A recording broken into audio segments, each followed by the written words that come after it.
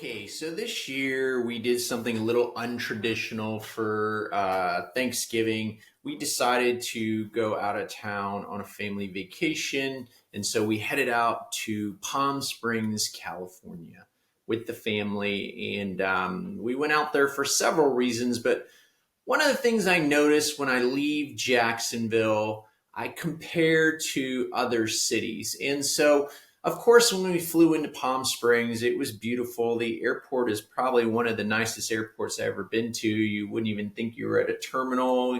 You kind of exit the plane into the exterior runway and then go through the terminal and come back out through walkways that are outdoors. It's absolutely beautiful. And Palm Springs was killer. We visited the Joshua Tree National Park. We did a little hot air balloon action, and so it was fantastic. But that's not the point of this video. This video is why I think you wouldn't want to move to Jacksonville.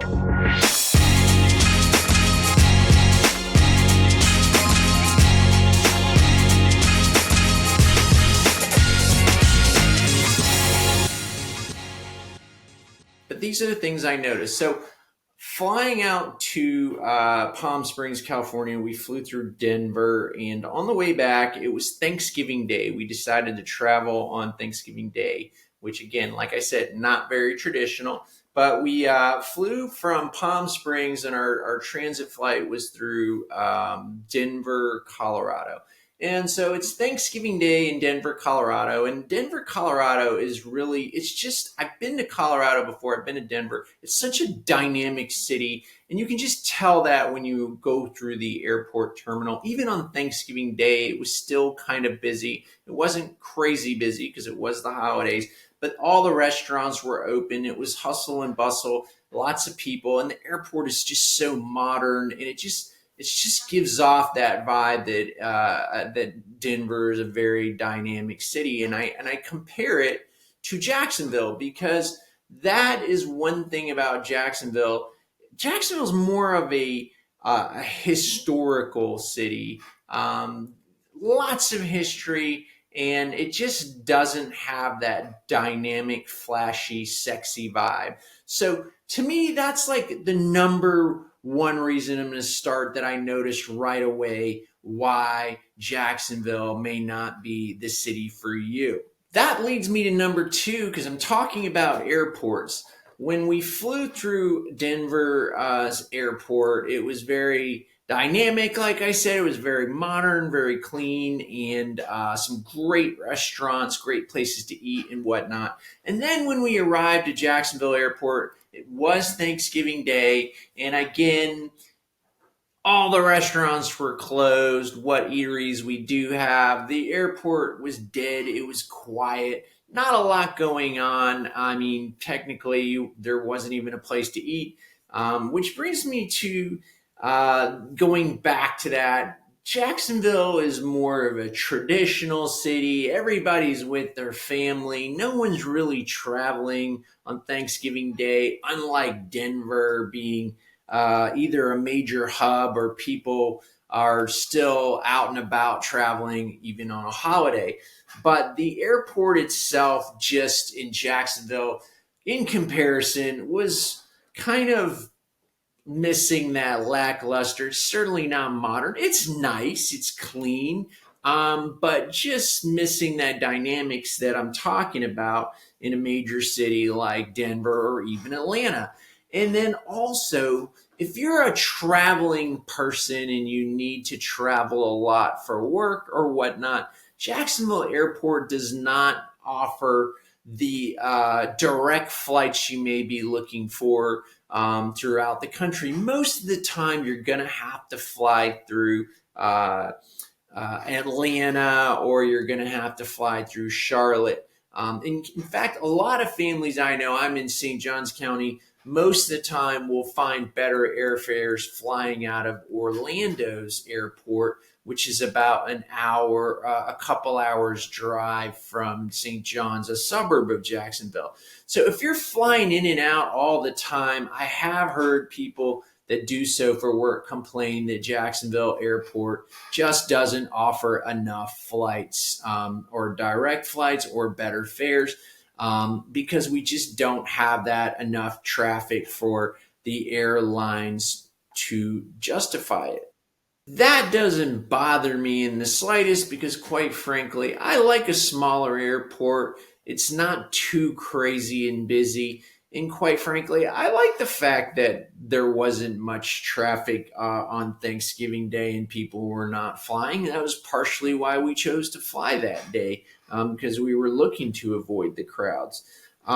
So after we flew in after Thanksgiving on that Sunday, I went to a Jags game with a bunch of dads from our neighborhood. And again, it just started to remind me of how downtown Jacksonville at the Jags Stadium, again, a very historical city, and it just feels kind of old. And then we get to the game, and of course, we have not the best football team in the NFL. Now, that's not a reason not to move to a city. In fact, the city of Jacksonville has approved by the owner of the Jags to fund partially with taxpayers' dollars to create or build off of the old stadium a brand new modern Jaguars football stadium, which I think is going to make a huge difference in the downtown atmosphere.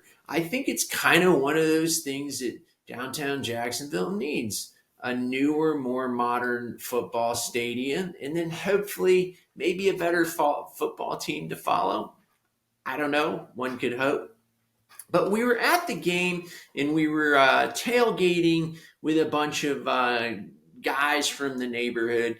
And one of my neighbor's younger brother had just moved to the area, and he was claiming that his wife liked to dance and that they hadn't really found a lot of places to go out and dance, which leads me to number 2 or 3 here on why perhaps you may not want to move to Jacksonville. Because in reality, Jacksonville, Florida is not like Miami or Palm Beach or Fort Lauderdale. It's not a big party atmosphere place.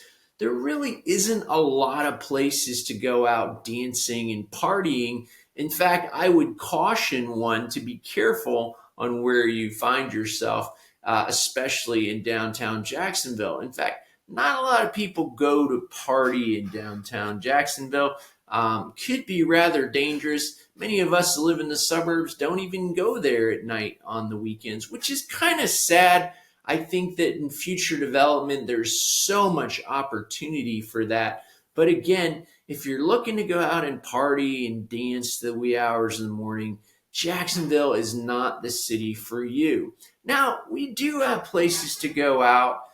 Certainly, you've got the Five Points District, Avondale, Atlantic Beaches has some nice restaurants. Perhaps you can watch a little live music. Jack's Beach is a younger crowd for sure.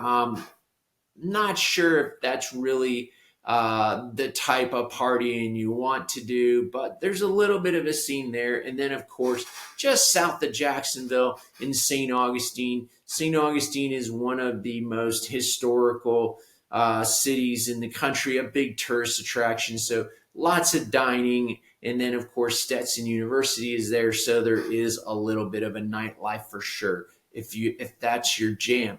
But if you're young and you're looking to party, Jacksonville may not be that city for you. Now, I imagine it will change, but right now, if I were a single young guy when I lived in South Florida, it seemed pretty appropriate. Not sure this area in Northeast Florida is going to be conducive to that kind of lifestyle if that's your jam. All right, so where are we leading to next?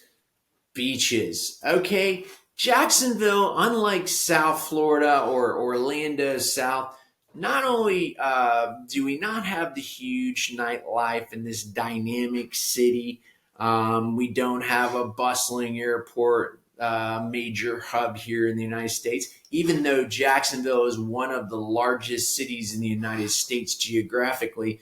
We're also very seasonal. And so therefore, I'm filming this here in December, and I'm wearing a sweatshirt and a long sleeve. And the reality is Jacksonville is not is very cold during the winter months. So you're not going to find yourself going to the beach in the end of November, December, January, February, maybe March or April. But we have a change of seasons here, and it gets rather cold.